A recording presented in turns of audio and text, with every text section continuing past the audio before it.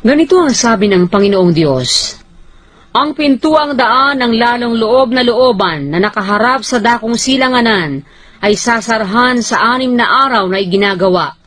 Ngunit sa Sabat ay bubuksan, at sa kaarawan ng bagong buwan ay bubuksan. At ang prinsipe ay papasok sa daan ng portiko ng pintuang daan sa labas, at tatayo sa tabi ng haligi ng pintuang daan, at maghahanda ang mga saserdote ng kanyang handog na susunugin, at ng kanyang mga handog tungkol sa kapayapaan, at siya'y sasamba sa may pasukan ng pintuang daan. Kung magkagayoy, lalabas siya, ngunit ang pintuang daan ay hindi sasarhan hanggang sa hapon. At ang bayan ng lupain ay sasamba sa may pintuan ng pintuang daang yaon sa harap ng Panginoon sa mga Sabat at sa mga bagong buwan. At ang handog na susunugin na ihahandog ng prinsipe sa Panginoon sa araw ng Sabat ay 6 na batang tupa na walang kapintasan at isang lalaking tupang walang kapintasan. At ang handog na harina ay 1 epa sa lalaking tupa, at ang handog na harina sa mga batang tupa ay ang kaniyang kayang ibigay, at 1 hinang langis sa 1 epa. At sa kaarawan ng bagong buwan ay 1 guyang toro na walang kapintasan, at 6 na batang tupa, at 1 lalaking tupa, mga walang kapintasan.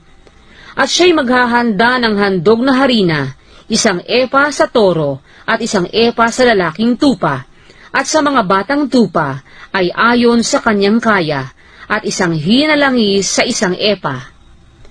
At pagka ang prinsipe ay papasok, siya ay papasok sa daan ng portiko ng pintuang daan, at sa daan ding yaon siya lalabas. Ngunit pagka ang bayan ng lupain ay haharap sa Panginoon sa mga takdang kapistahan, siyang pumapasok sa daan ng pintuang daang hilagaan upang sumamba ay lalabas sa daan ng pintuang daang timugan. At siyang pumapasok sa daan ng pintuang daang timugan ay lalabas sa daan ng pintuang daang hilagaan. Hindi siya babalik sa daan ng pintuang daan na kanyang pinasukan, kundi lalabas na matuwid sa harap niya. At ang prinsipe, pagka sila'y magsisipasok, ay magsisipasok sa gitna ng mga yaon, at pagka sila'y magsisilabas, ay magsisilabas na magkakasama. At sa mga kapistahan, at sa mga kadakilaan, ay ang handog na harina ay magiging 1 epa sa 1 toro, at 1 epa sa lalaking tupa, at sa mga batang tupa ay ang kayang ibigay niya, at 1 hinang langi sa 1 epa. At pagka ang prinsipe ay maghahanda ng kusang handog, ng handog na susunugin, o ng mga handog tungkol sa kapayapaan na pinakakusang handog sa Panginoon, may 1 magbubukas sa kanya ng pintuang daan na nakaharap sa dakong silanganan, at kanyang ihahanda ang kanyang handog na susunugin at ang kanyang mga handog tungkol sa kapayapaan, gaya ng kanyang ginagawa sa araw ng Sabat. Kung magkagayoy, lalabas siya, at pagkalabas niya ay sasarhan ng isa ang pintuang daan. At ikaw ay maghahanda ng 1 batang tupa ng unang taon na walang kapintasan, na pinakahandog na susunugin sa Panginoon araw-araw. Tuwing umaga ay maghahanda ka. At iyong ihahandang handog na harina na kasama niyaon tuwing umaga, ang 6 na bahagi ng 1 epa, at ang 3 bahagi ng 1 hinang langis, upang basain ang mainam na harina, 1 handog na harina na lagi sa Panginoon, na pinakalaging alituntunin. Ganito nila ihahanda ang batang tupa, at ang handog na harina, at ang langis, tuwing umaga na pinakahandog na susunuging lagi.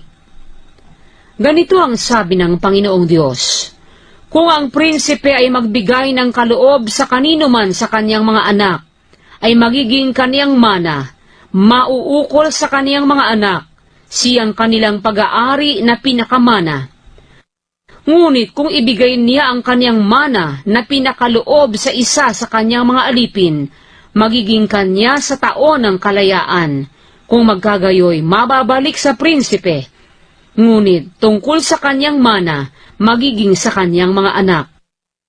Bukod dito'y hindi kukuha ang prinsipe ng mana ng bayan na aalisin sa kanila ang kanilang pag-aari. Siya'y magbibigay ng mana sa kanyang mga anak na mula sa kanyang sariling pag-aari, upang ang aking bayan ay huwag mangalat bawat isa sa kanyang pag-aari. Nang magkagayoy, dinala niya ako sa pasukan na nasa tabi ng pintuang daan, sa loob ng mga banal na silid, na ukol sa mga saserdote na nakaharap sa hilagaan.